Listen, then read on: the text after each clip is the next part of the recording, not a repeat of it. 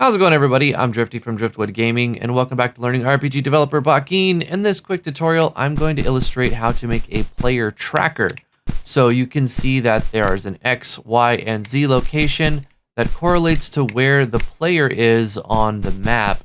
And you can do a lot of things with the player tracker. That's up for you to decide what you want to do with it, but I'll show you how to create it.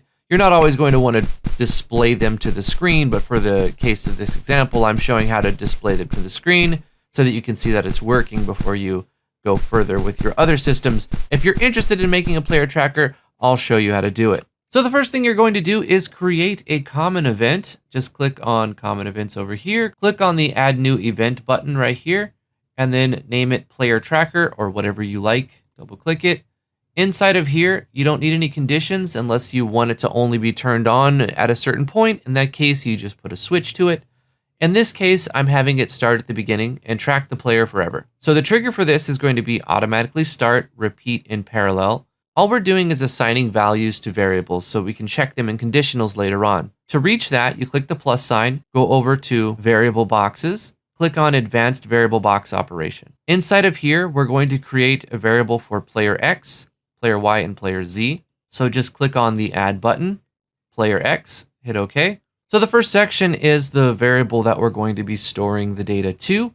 The second section, the what, is what type of data are we going to be pulling from the game. In this case, it's coordinate information for player, so select that, and select the X coordinate. And then we're going to assign that value to this variable. Copy this event by right-clicking on it, left-clicking on copy, and then paste it inside of the plus underneath it. In this case, we're going to go through them again and just create a new variable for player Y, and we're going to change this one on the what section from X to Y.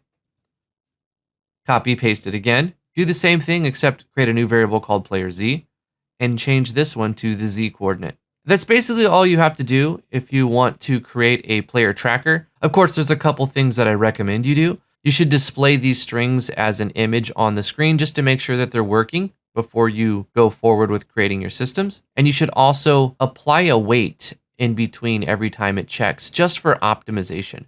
To do the first thing, you click on the plus and you click on screen effects and then display string as image on screen. In here, we're going to give it an image control number. Use a number that you're not using already. If you're already drawing pictures, make sure that you use a unique number that's not in use.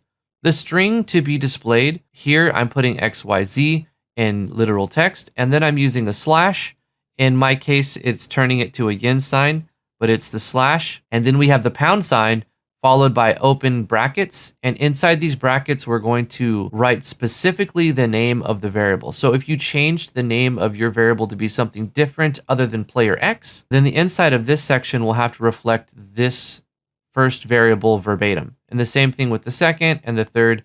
That way it knows what variable you're trying to reference. And instead of drawing text, it will display the variable on the screen when you draw it as an image. Alignment doesn't matter. Where you put it doesn't matter. The color, the size, all of it doesn't matter. It's just so that you can see it and you can see that it's working and updating as the player's moving around on the map. To apply a weight, you click on the plus, you go down to control, and you click on weight specified time.